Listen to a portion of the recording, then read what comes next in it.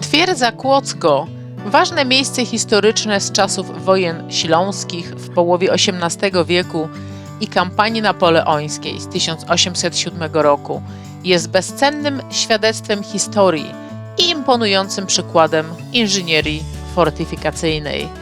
Miałam okazję odwiedzić twierdzę w lutym 2024 roku, do czego również gorąco Was zachęcam.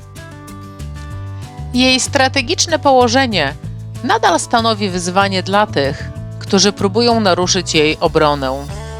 Kluczową cechą, która przyczynia się do wyjątkowego statusu twierdzy, jest rozległa sieć korytarzy przeciwminowych, znanych jako remin, który nie ma sobie równych w Europie.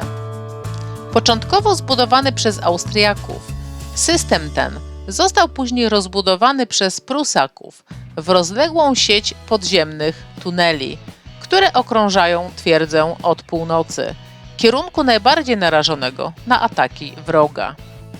Remin odegrał kluczową rolę w obronie przed wrogimi wysiłkami górniczymi poprzez detonowanie ładunków wybuchowych podłożonych przez wyspecjalizowanych żołnierzy zwanych górnikami. Ta wymagająca praca była jednym z najtrudniejszych zadań podejmowanych przez osoby stacjonujące w twierdzy. Eksploracja części tego podziemnego labiryntu pozwala odwiedzającym doświadczyć tego, co musieli znosić górnicy przygotowujący się do oblężenia, a misterna struktura korytarzy oferuje szereg niezapomnianych emocji i doświadczeń. Jest to druga, odwiedzona przeze mnie w lutym 2024 roku, twierdza na ziemi kłodzkiej. Te dwie znaczące fortyfikacje w Prusach, zlokalizowane w Kłodzku i Srebrnej Górze, o której odcinek również znajdziecie na moim kanale, były częścią struktur obronnych zbudowanych na Dolnym Śląsku w XVIII wieku pod dowództwem wojsk Fryderyka Wielkiego.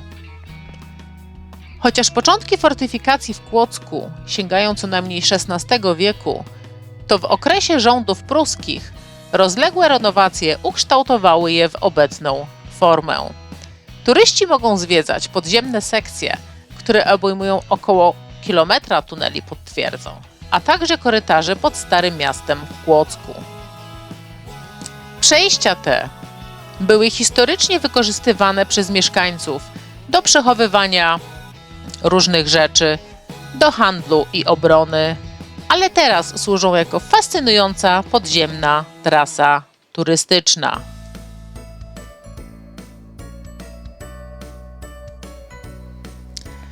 Główna twierdza znajduje się na wzgórzu fortecznym, dawniej znanym jako Wzgórze Zamkowe, wznoszącym się 369 metrów nad poziomem morza w sercu miasta, zajmującym obszar ponad 30 hektarów. Początki twierdzy kłodzkiej sięgają X wieku, kiedy zbudowano drewnianą warownię. Ta struktura przekształciła się w murowany zamek dla władców Kłodzka, a później przekształciła się w nowoczesny system fortyfikacji, który spełniał standardy wojskowe XVII i XVIII wieku. Słynna ze swojego unikalnego przedstawienia współczesnej architektury wojskowej, twierdza kłodzka pozostaje owiana tajemnicą. Nowoczesne fortyfikacje w Kłodzku rozpoczęły się w czasie wojny 30-letniej. W 1622 roku, gdy trwały przygotowania do oblężenia, nieznany holenderski inżynier wzniósł dzieło koronne na północ od zamku kłodzkiego. Ta obronna budowla składała się z 3 bastionów połączonych 2 kurtynami, zwróconych na północ, aby chronić przed ataki z tego wrażliwego, otwartego terenu. Natomiast na południu, gdzie znajduje się dzisiejsze główne wejście, Zamek korzystał z naturalnej ochrony zapewnianej przez strome, skaliste klify.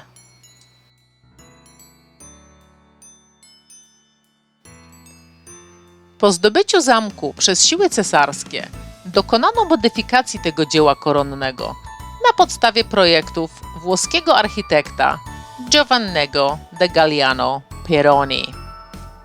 Austriacy dodatkowo wzmocnili obronę wokół zamku za pomocą fortyfikacji bastionowych i rawelinów, konstrukcji zaprojektowanych w celu ochrony murów kurtynowych. Co ciekawe, w latach 80. XVII wieku słynny włoski architekt Jacopo Carowe nadzorował te prace.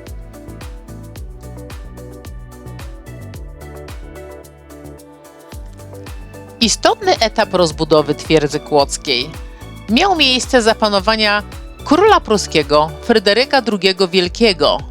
Po przejęciu przez niego kontroli nad hrabstwem kłodzkim od Austrii podczas I wojny śląskiej w 1742 roku. Nakazał przeprowadzenie renowacji w tym krytycznym punkcie obronnym na nowo nabytych ziemiach.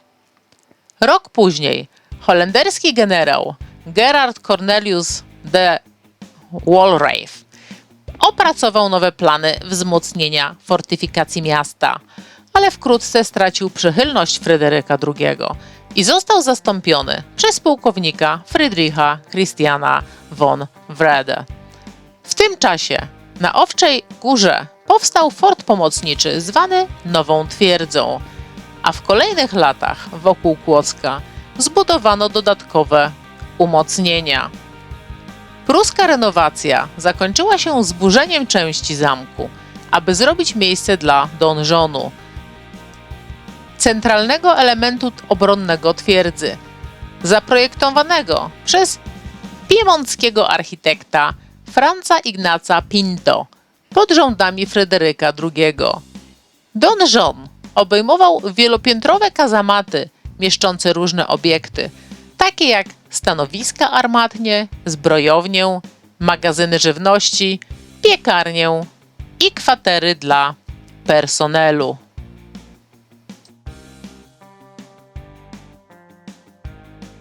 Na początku XIX wieku, kiedy to dodano rozległe wały, początkowo pospiesznie zbudowane jako tymczasowe wzmocnienia podczas konfliktu z Francją w 1807 roku, a następnie ulepszane do około 1860 roku, twierdza osiągnęła swój maksymalny zasięg przestrzenny. Jednak w drugiej połowie tego stulecia straciła swoją funkcję militarną i została przekształcona w obiekty magazynowe i więzienia, w których przetrzymywano więźniów politycznych. Podczas II wojny światowej przetrzymywano tam również żołnierzy oskarżonych o nielojalność wobec nazistowskich Niemiec, a także jeńców wojennych z różnych krajów. Ponadto w tym okresie na jego terenie prowadzono prace przymusowe. Od czasu wpisania na listę zabytków w 1960 roku wprowadzono środki konserwatorskie w celu zachowania tego historycznego miejsca dla pokoleń.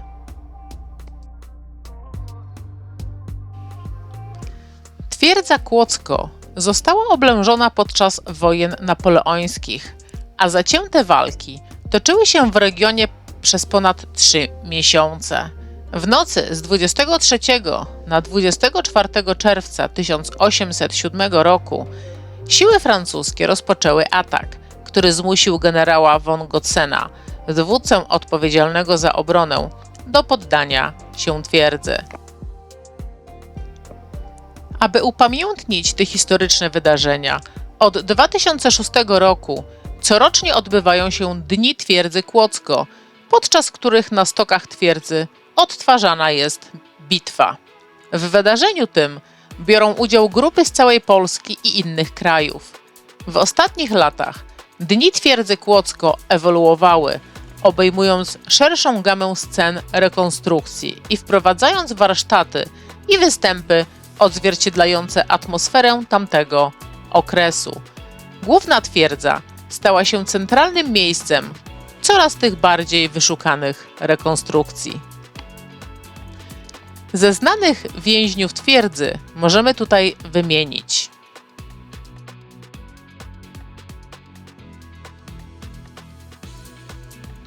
Friedrich von der Trenck, pruski oficer wojskowy i adiutant Fryderyka II, uwięziony w twierdzy z powodu romansu z siostrą króla, Amalią.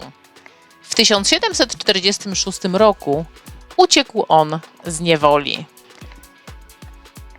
Drugą osobą jest Charlotta Ursini, znana w swojej epoce jako trucicielka.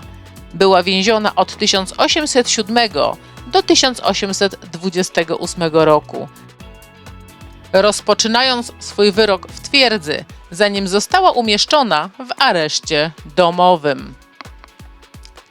Kolejną z osób jest Wojciech Kętrzyński, polski historyk i etnograf, który aktywnie wspierał patriotyzm podczas powstania styczniowego. Odsiedział roczny wyrok więzienia w twierdzy w latach 1865–1866. I był tutaj również Karol Lux, kapitan francuskiego wywiadu, który został skazany za szpiegostwo i skazany na 6 lat w twierdzy. Jednak spędził tam tylko 6 miesięcy, zanim zyskał rozgłos za swoją zuchwałość w 1911 roku.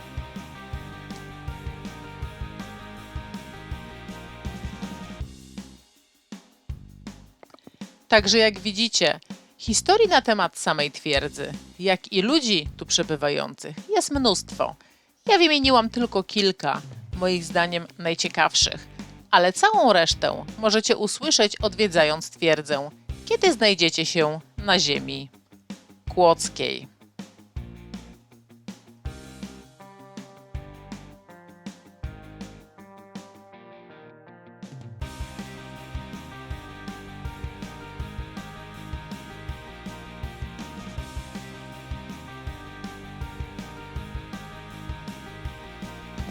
Ja się z Wami powoli pożegnam.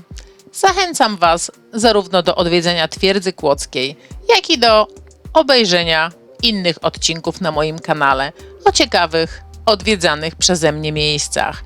Jeśli jeszcze nie zasubskrybowaliście mojego kanału, to serdecznie Was do tego zapraszam. To tyle na dzisiaj.